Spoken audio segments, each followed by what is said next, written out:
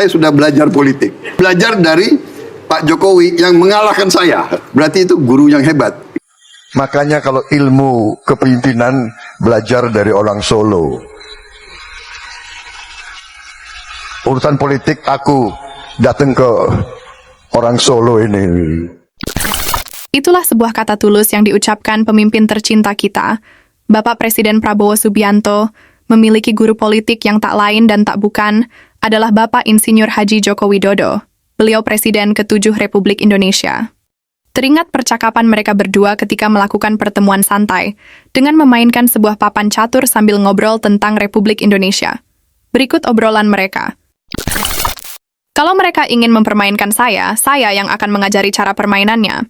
Kalau mereka ingin mengajak saya perang, saya yang akan membuat aturan perangnya.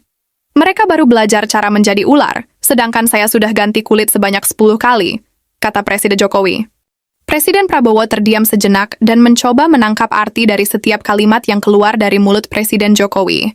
Kemudian, beliau mengambil sebuah papan catur dan menaruh papan catur itu di depan Presiden Prabowo.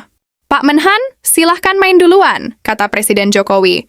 Bapak aja yang main dulu, jawaban Bapak Prabowo. Kemudian Presiden Jokowi memulai permainan dengan memajukan satu pion, tepat di depan benteng dengan 2 langkah. Bapak Prabowo mulai bingung. Apa ini tujuannya? Kok aneh begini? Mau ngeluarin benteng juga? Kagak bisa ini mah, kata Bapak Prabowo. Presiden Jokowi tersenyum sambil menapuk bahu bawak Prabowo. Pak Menhan, catur itu sama seperti politik. Ketika lawan memandang sepele dengan langkah awal yang sederhana, maka di sanalah awal kekalahan mereka. Pion juga bisa menjadi apa saja.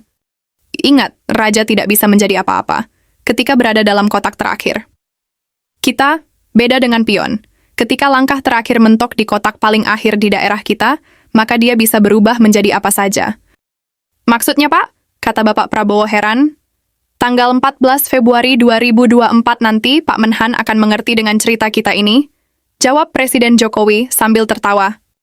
Maka itu terbukti. Pada tanggal 14 Februari datang, tiba-tiba Bapak Prabowo kaget melihat hasil pemilu yang di mana-mana beliau menang telak. Inilah arti dari kata-kata Pak Jokowi waktu itu, ketika Gibran Raka Buming Raka diremehin, dicaci, dikata-katain, bahkan dianggap anak haram konstitusi, sekarang menjelma sebagai orang nomor 2 di Indonesia. Bapak Prabowo berpikir, langkah awal tidak jelas arah dan tujuannya kemana Presiden Jokowi ini, namun ganas di serangan akhirnya. Tidak perlu mengeluarkan kata-kata untuk membekingi seorang Prabowo bagi Jokowi dalam mendongkrak elektabilitasnya. Tapi cukup ajak beliau duduk berdua sambil makan bakso aja, masyarakat udah paham kemana arah dukungan Pak Jokowi ini. Dan itu berbuah manis untuk Bapak Prabowo saat ini. Jadi, bagaimana menurut kalian? Keren bukan mantan Presiden Indonesia Bapak Jokowi ini? Tulis pendapat kalian di kolom komentar. Terima kasih. Ya, terima kasih ya. Nanti rumahnya yang rusak nanti kita perbaiki ya. Minum ya. Kamu belum.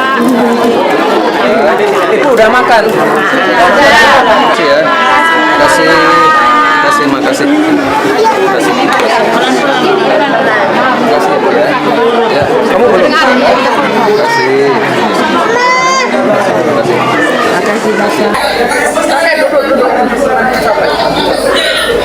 Kakek udah makan?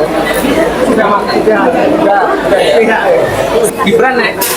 Gibran. Nenek di sini dulu ya. Ya. Jangan telat makan pokoknya ya.